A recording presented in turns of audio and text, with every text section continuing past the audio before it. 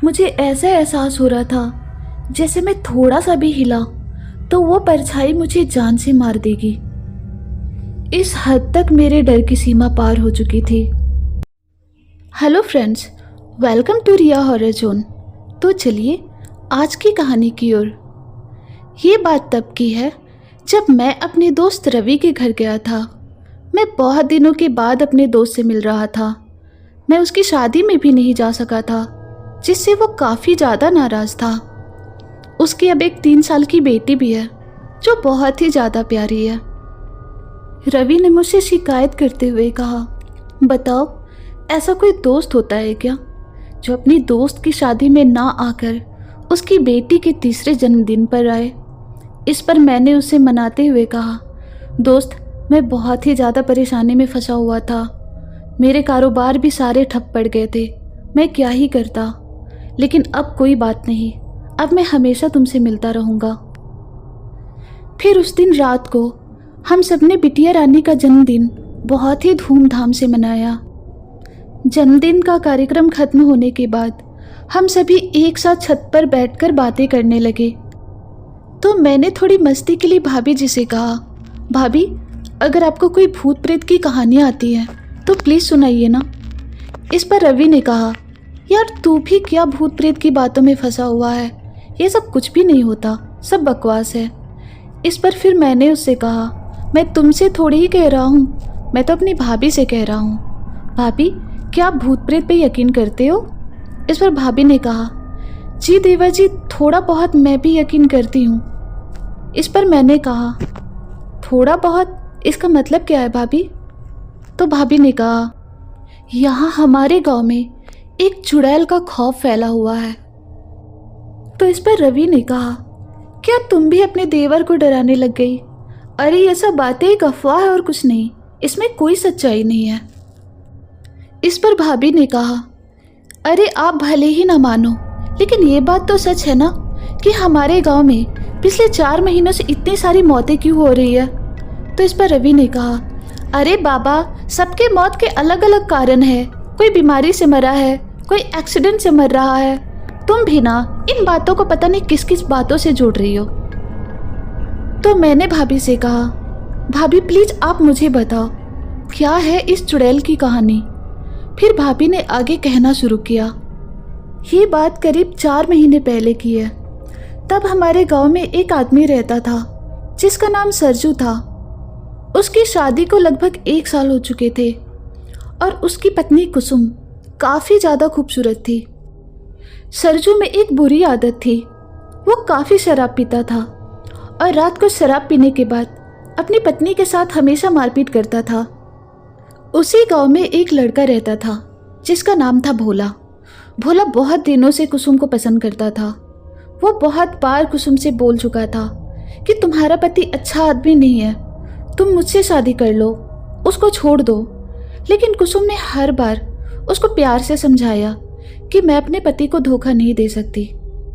लेकिन एक बार होली की शाम भोला से रहा नहीं गया और वो ज़बरदस्ती कुसुम के पास जाकर कहने लगा कि मुझे आज ही तुमसे शादी करनी है। शायद वो नशे में था। वो ज़बरदस्ती कुसुम की मांग में सिंदूर लगाने चला। इससे कुसुम बेहद ज़्यादा गुस्सा हो गई और जोर से भोला के गालों पर एक थप्पड़ जड़ दिया और कहा, तुझे समझ नहीं आती है? मैंने 1000 बार तुझे समझाया कि मैं अपने पति को धोखा नहीं दे सकती। तू समझता क्या है खुद को? मेरे पति मुझे मारे पीटे या मुझे जान से मार दे, तुझे क्या? ये सारी बातें भोला के दिल में चुभ गई। अब वो कुसुम से बदला लेने को सोचने लगा। चूंकि भोला जानता था कि सरजू 1 नंबर का शराबी है, तो अब उसने सरजू को अपना मोहरा बनाया। जिस रात सरजू बैठकर शराब पी रहा था, उसी रात भोला उसके पास गया और उसने कहा, भाई तुझे और शराब पीनी है तो पी ले, इसके पैसे मेरी तरफ से। ये सुनकर सरजू बहुत खुश हो गया। फिर थोड़ी देर बाद भोला ने सरजू से कहना शुरू किया, सरजू भाई क्या आपको पता है कि जब आप काम पे चले जाते हो तो आपके घर में आपके पीठ के पीछे कोई लड़का आता है जो आपकी पत्नी से मिलता है। ये बातें सुनते ही सरजू आग बबूला हो उठता है और एक थप्पड़ भोला के गालों पे जड़ देता है। उससे भोला को तो अंदर ही अंदर बहुत गुस्सा आता है, लेकिन वो यही सोचता है कि इस थप्पड़ की चोट तो कुछ भी नहीं, इस थप्पड़ से 10 गुना चोट तो मुझे उस कुसुम के थप्पड़ ने पहुंचाई और उसकी वो करारी बातों ने।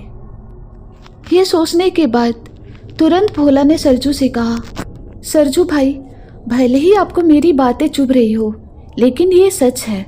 मैंने कई बार देखा है कि आपके काम पे चले जाने के बाद एक लड़का भाभी से मिलने जाता है और घंटों आपके घर में रहता है। एक बार तो मेरा मन किया कि मैं गांव वालों को इकट्ठा करके उस लड़के को पीट दूं, लेकिन फिर दोबारा आपकी इज्जत का सोचकर मैंने इस बात को सबसे छुपा लिया और आपको ये बातें पहले बताना जरूरी समझा। ये सब बातें सुनने के बाद सरजू गुस्से में उठकर वहां से चल दिया और घर जाने के बाद कुसुम के साथ फिर से मारपीट की। मार खाने के बाद अचानक से कुसुम बेहोश हो गई, तो गांव वालों ने पास के अस्पताल से एक डॉक्टर को बुलाया, तो उसने चेक करने के बाद ये कहा कि कुसुम गर्भवती है। अब ये बातें जानने के बाद सरजू के गुस्से की कोई सीमा न रही। उसने दोबारा से कुसुम को जानवरों की तरह मारना शुरू कर दिया और कहने लगा कि अभी इसी वक्त मेरे घर से चली जाओ। कुसुम ने लाख गिड़गिड़ाया और ये कहती रही कि ये बच्चा आपका है, आप क्यों मेरी बातों का यकीन नहीं कर रहे हो। लेकिन उसकी किसी भी बातों का सरजू पर कोई असर ना हुआ। वो बस यही कहता रहा कि तेरे पेट में जो बच्चा है वो उसी आदमी का है जो मेरे पीठ पीछे तुझसे मिलने आता था।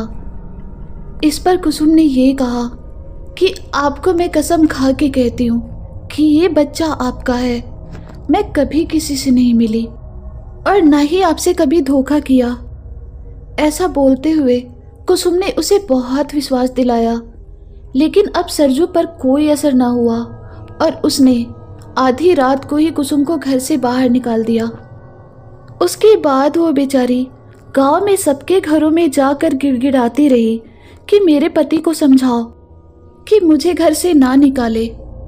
वो कहती रह गई कि ये बच्चा मेरे पति का ही है, लेकिन गांव वालों ने भी उसकी बातें नहीं सुनी, किसी ने भी उसकी मदद ना की और सबने मिलकर उस बेचारी को उस गांव से बाहर निकाल दिया। ये सदमा वो बर्दाश्त ना कर सकी और उसने आत्महत्या कर ली। कुसुम की मौत के दूसरे दिन ही भोला की लाश गांव वालों को जंगल में मिली। वो लाश काफी बुरे हालत में थी। ऐसा लग रहा था मानो उसे किसी जानवर ने नोच नोच कर खाया हो और उसके शरीर से उसका सिर गायब था। फिर उसके बाद सरजू की भी लाश बहुत ही बुरे हालात में नदी के किनारे मिली और ये सिलसिला आज तक चलता ही आ रहा है। हर उस शख्स के साथ ये घटनाएं घट रही है जिनके घर जाकर कुसुम ने गिड़गिड़ाया था, लेकिन उन्होंने उसकी मदद नहीं की थी। और अब तक इस गांव में करीब 60 से 70 लोग की मौत हो चुकी है। काश देवर जी, अगर हम सब 4 साल पहले यहाँ रह रहे होते तो हम जरूर उसकी मदद करते। इतना कहकर भाभी ने कहानी को खत्म किया। ये कहानी सुनने के बाद मैं काफी ज्यादा डर गया था और उस चुड़ैल कुसुम के लिए मुझे बहुत ही ज्यादा दुख भी हो रहा था, पर अब क्या ही कर सकते थे। अब रात काफी हो चुकी थी तो हमारे सोने का वक्त आ गया। एक रूम में भाभी बिटिया रानी के साथ सो रही थी और दूसरे रूम में मैं मेरे दोस्त रवि के साथ सो रहा था, पर न जाने क्यों मुझे नींद नहीं आ रही थी।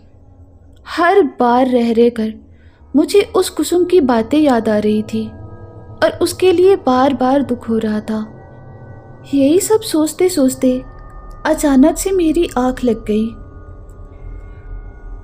मेरी नींद अब गहरी होने जा रही थी कि तभी अचानक एक आहट से मेरी आंखें खुल गई। मुझे अपने कानों में एक घुंघरू की आवाज आने लगी पर मैंने जब इधर उधर देखा तो मुझे कोई दिखाई नहीं दिया, लेकिन मुझे वो आवाज़ें अभी भी सुनाई दे रही थी। फिर मैं कुछ और सोचता कि तभी मेरे कानों में किसी के रोने की आवाज़ें आने लग गई। अब मैंने जैसे ही रवि को उठाना चाहा, वैसे ही अचानक से मुझे एक काली सी परछाई दिखने लगी। उसे देखकर मैं काफ़ी ज़्यादा डर गया। फिर मुझे ऐसा लगा कि वो परछाई मुझे ही घूरे जा रही है और धीरे धीरे मेरी ओर बढ़ रही है। ये सब देखकर मेरी जान हलक को आ गई। अब मुझे लग रहा था कि मैं आज नहीं बचूंगा। मेरी इतनी भी हिम्मत नहीं हो रही थी कि मैं अपने दोस्त को कुछ बोलकर जगा सकूं।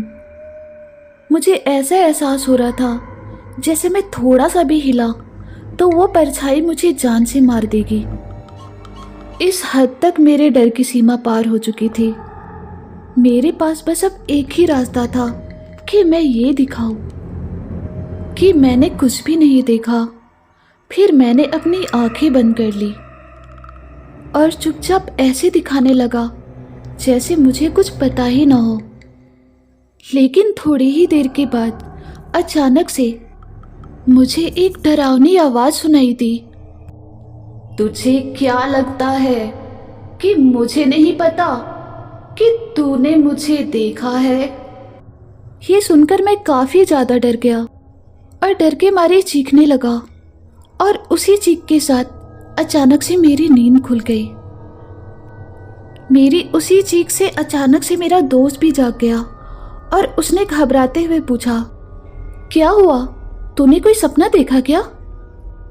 मेरी दोस्त की ये बातें सुनकर मेरी जान में जान आई और मुझे एहसास हुआ कि मैं एक भयानक सपना ही देख रहा था।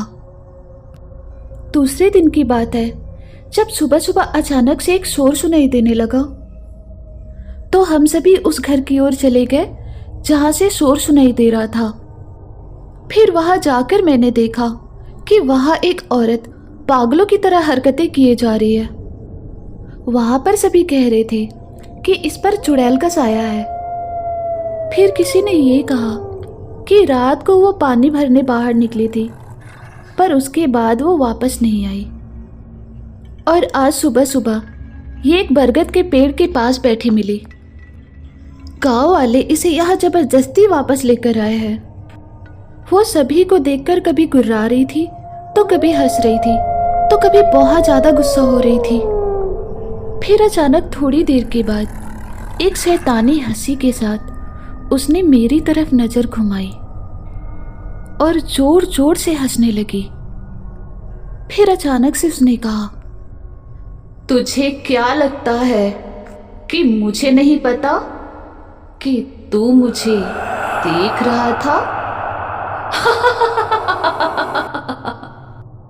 ये सब सुनते ही मेरे होश उड़ गए और मैं अब समझ चुका था कि कल रात मैंने कोई सपना नहीं देखा था, बल्कि सच में एक चुड़ैल देखी थी। इस बात को बीते आज काफी साल हो गए, लेकिन आज भी जब मैं उस दिन को याद करता हूँ तो काफी सिहर जाता हूँ। तो फ्रेंड्स, ये थी आज की कहानी। अगर आपको ये वीडियो अच्छी लगी तो इस वीडियो को लाइक करके इस चैनल को जरूर सब्सक्राइब करें। फिर